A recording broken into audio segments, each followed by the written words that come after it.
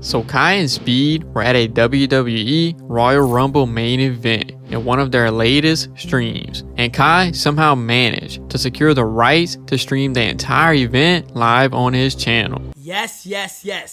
We are going to be streaming from the Royal Rumble, okay?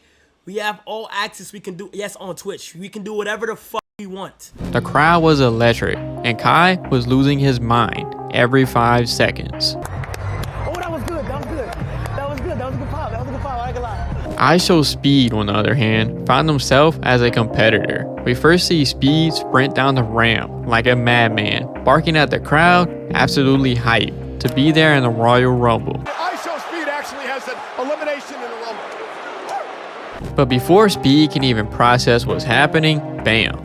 Braun Breaker hits him with a spear that nearly takes him out of his existence. Speed folds like a lawn chair and gets tossed out of a ring faster than he got in, eliminated in a record time. Kai, watching all of this unfold in real time, is clutching his head like he just saw a car crash. Sure enough, it felt like it for Speed at least. Despite his brief stint, that moment became the event's most viewed social media highlight, gaining over 300 million views within 24 hours.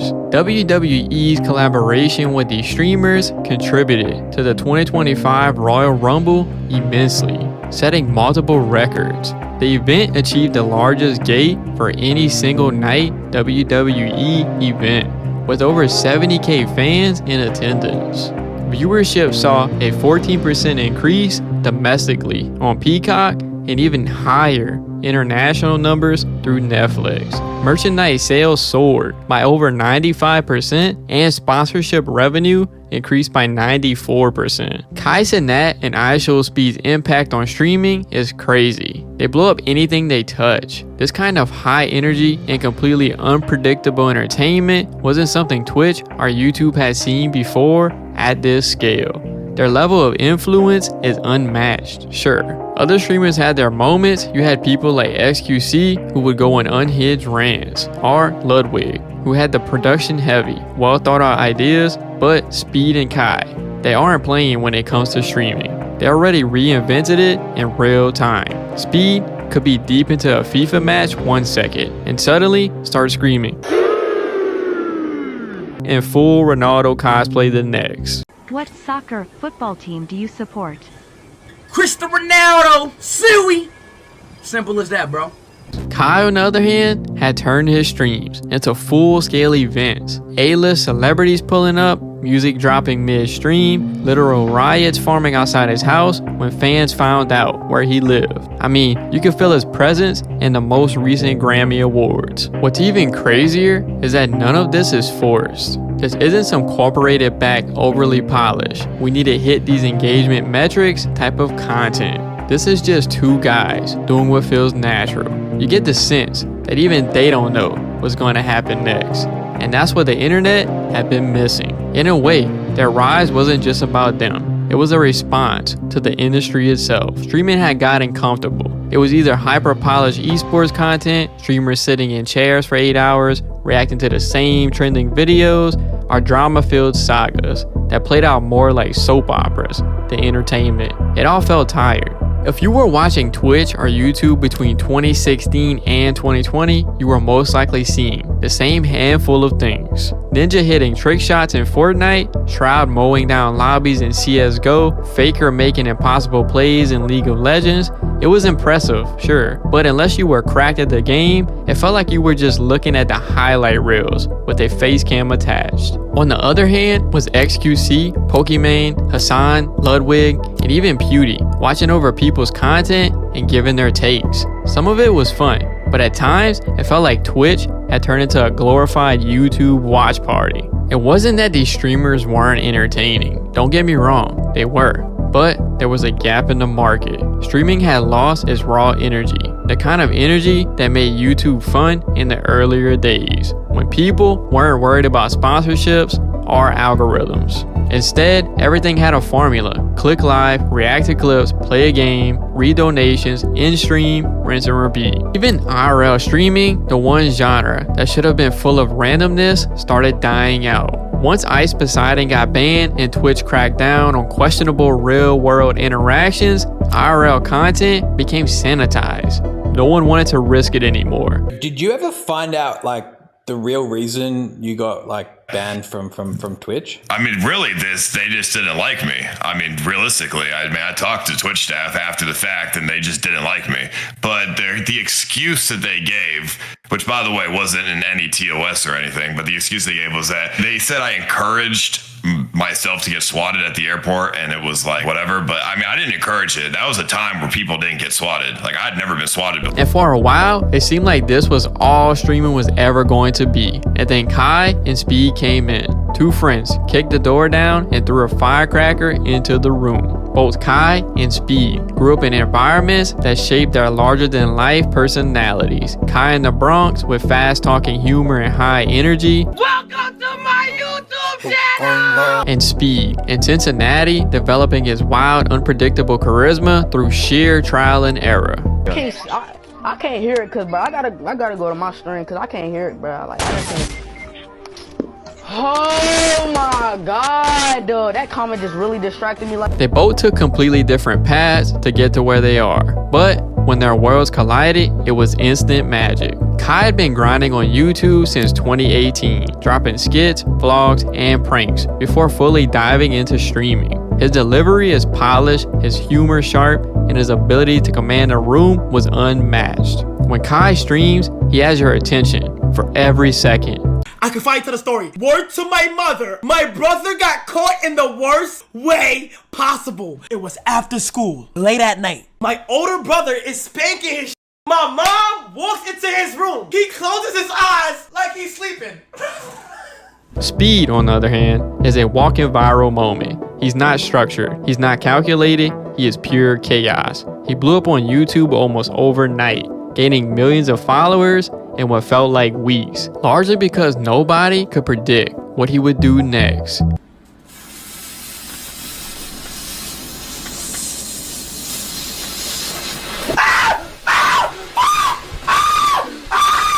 Kai is the entertainer, Speed is the wild card, and yet somehow it works. I ain't putting you on the spot, bro.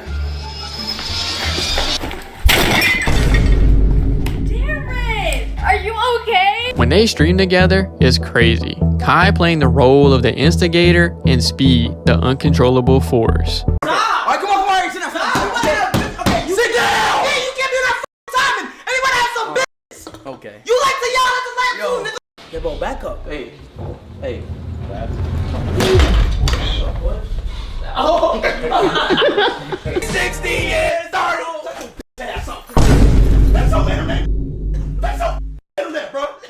Get your ass up and get on the battle bus. It's time to play Fortnite and win. But it wasn't always this smooth. When Kai first switched to streaming full time, there were doubts. Could a guy who started off making YouTube skits really hold down the attention span of thousands of live viewers for hours on end? Could he compete with big name Twitch stars who had already established themselves? Speed too faced his own hurdles. His wild energy was often seen as too chaotic, too unpredictable for platforms like Twitch and YouTube, leading to multiple bans and suspensions. Ishowspeed got banned for 100 years in Roblox. 5,000 weeks? 5,000 weeks. But they proved everyone wrong. When Kai did his legendary 30-day subathon, he wasn't just sitting in his chair grinding out hours. He turned his house into a 24/7 content factory, pulling in celebrity guests, rappers, pranksters, and even his own family. At one point, Chris Brown, who you wouldn't expect to be on a live stream, was sitting there, teaching Kai how to dance. And they were just two guys hanging out. And then there's Speed, who somehow convinced Ronaldo's actual son to appear on his stream, making it one of the most surreal full circle moments in streaming history. what the heck? Bro, you grew, bro. God dang, good game, bro. All right, bro. Good game, bro. So all right, bet, bro. A kid who grew up idolizing Ronaldo, who screamed his name, was now even meeting Ronaldo and getting a shout out for his birthday. The man himself, Cristiano Ronaldo. He told me happy birthday! They're not the serious man, funny man duo like classic comedy pairs. There's no balance between them. Just two equally unhinged forces colliding into each other at full speed. SZA, bro. SZA? SZA, bro. What? Oh my God. SZA. Ronaldo. Who I find? Ronaldo, is that you, Ronaldo? Ah, Ronaldo. Oh my God, Ronaldo. I love you, Ronaldo. Thank you, Ronaldo. Let me suck your dick, Ronaldo. And yet it works because it's real. Unlike some creators' collaborations that feel like business transactions, Kai and Speed's friendship is authentic. They're not afraid to roast each other, troll each other, or make fun of their own viral moments. Tyler, can you go on a date with me? Out of here, it ain't no shit. Tyler not going on no date with no. She going on a date with a little bitch. Yeah. The truth is, no one else in the industry does it like them. They're not just competing with each other, they're hyping each other up to be even crazier, and somehow the internet can't get enough. And as chaotic as it gets, one thing is clear: streaming needed this. Kai Cenat and ishowspeed didn't just change streaming, they forced the industry to evolve. They showed up and made IRL the most exciting content on the internet again. They took streaming out of the room, out of the chair, and into the world again. Speed met Ronaldo on stream, not in a video, not in a clip, live in real time, in front of his audience.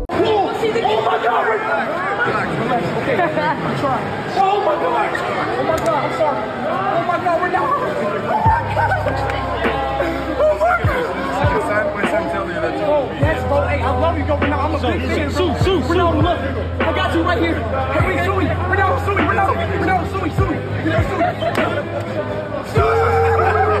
love you, bro. That moment wasn't just huge for Speed, it was huge for streaming. It blurred the lines between online entertainment and mainstream sports. It made traditional athletes a part of the streaming culture. And then there was Kai's Japan trip, arguably one of the most watched IRL experiences ever. Kai was meeting fans, linking with Japanese YouTubers, getting stuck in a tiny capsule hotel, and even running from security. I'm right here, brother. Oh, wait, what you said? 我说他想要买那个。What's wrong? No. I'm good, bro. It's my dream. It's your dream? Yeah. My boy. Nice. Yeah. These moments made IRL the most engaging form of content because anything could happen. They weren't following a script, they weren't producing a show, they were just living, and people were watching it in real time. Now, every major streamer is trying to do IRL. Twitch started recommending more IRL content, and YouTube started pushing live streams harder than ever. And suddenly, streaming wasn't just about gaming anymore. Even the wall between mainstream celebrities and streamers was shattered. Before, a few crossover moments would happen, like Drake playing Fortnite with Ninja, but they always felt like one-off gimmicks rather than a real bond. Then came Kai Cenat, who got Nicki Minaj, 21 Savage, Snoop Dogg, Lil Uzi Vert to sit down on stream and just talk. No PR-driven interview, no scripted questions, just real-life conversations. Speed did it too. His obsession with Ronaldo became so legendary that actual football players started acknowledging him. His FIFA streams turned into real-life events, and he was getting invites to matches, not just as a guest, but as a part of the show.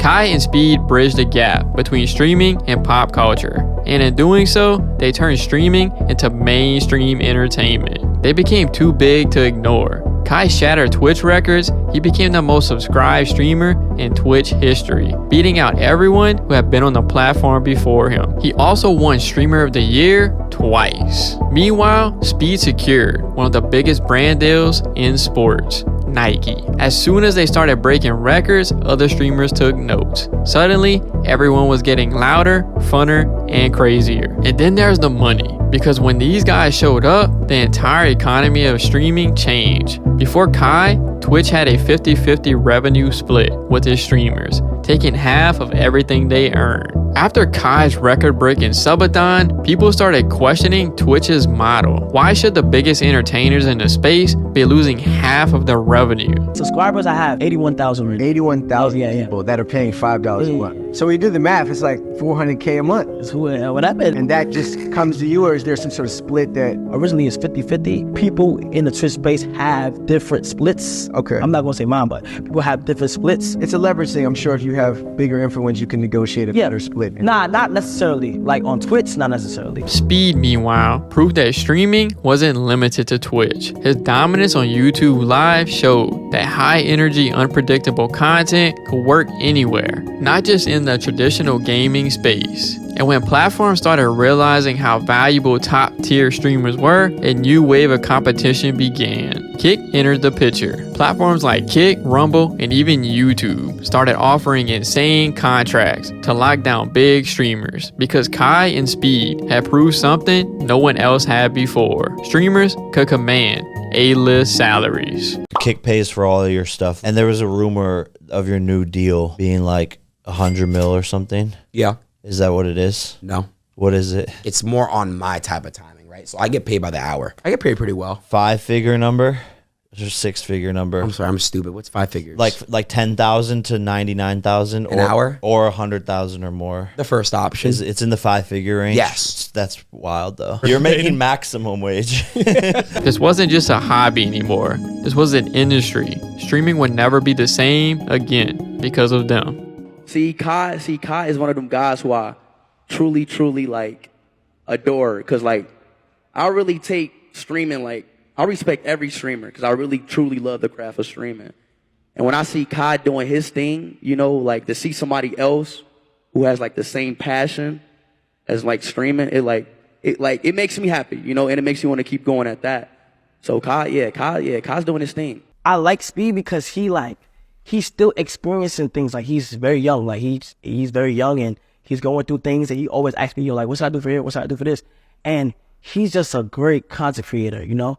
And he's just growing up, and I'm seeing it in my eyes. And to have a show with him and for us to just have fun, like on a show, just doing a whole bunch of stuff. Like we're about to go to Japan for an episode.